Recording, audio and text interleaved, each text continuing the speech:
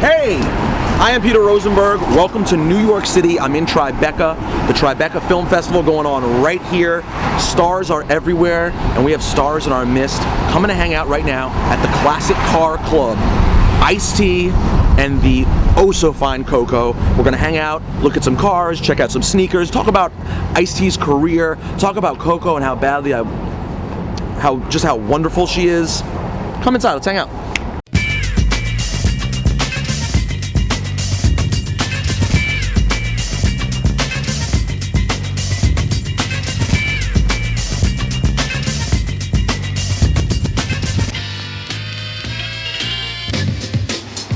How long you guys been married?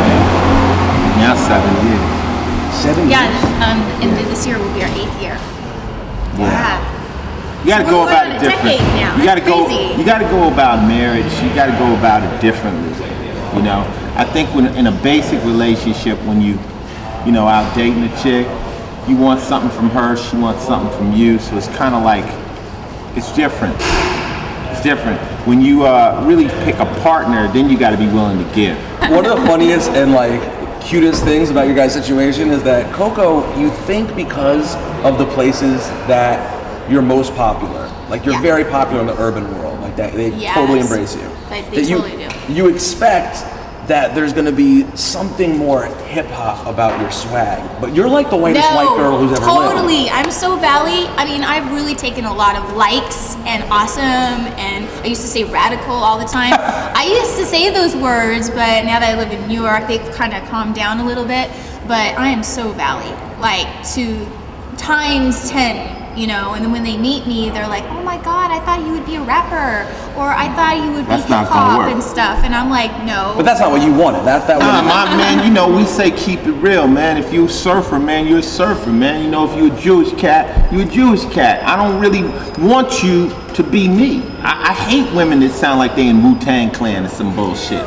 Talk about some of the people you've worked with, because if you go way back with Ice's story, the Rhyme Syndicate's interesting. Yes, sir. I mean, you have relations with people from Everlast to Lord Finesse. It's sort of all over the board. Tell us a little bit more about your come up in the game. I mean, when I first started, I used to rap this club called The Radio in Los Angeles. It was an underground area in MacArthur Park Zone, and they used to fly in New York rappers.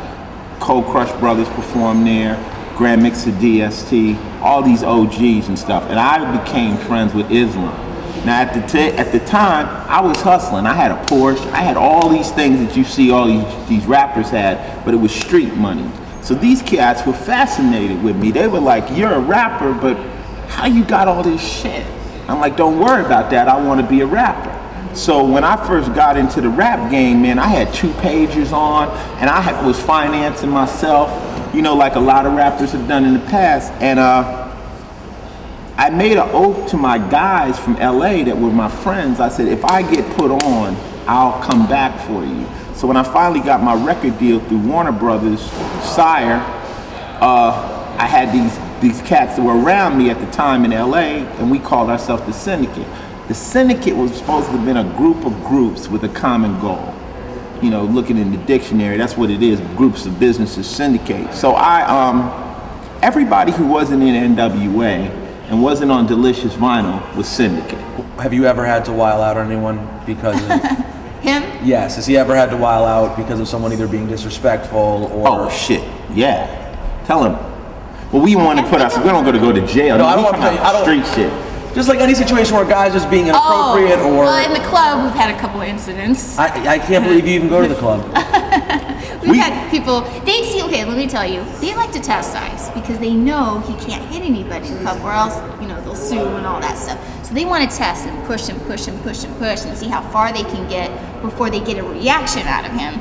And that's what he doesn't like about it. He's like, they just know I can't put my hands, but if in real life and no one was around, I would smack the shit out of him. Well, do people grill her though? I mean, what's it? Nah, I mean, we spent a couple years in New York running out of clubs. We beat 30 people up. When I first came out to New York, I was new to New York, so he took me out, out of town a lot. So we went out pretty much every night, and there was a lot of fights going on.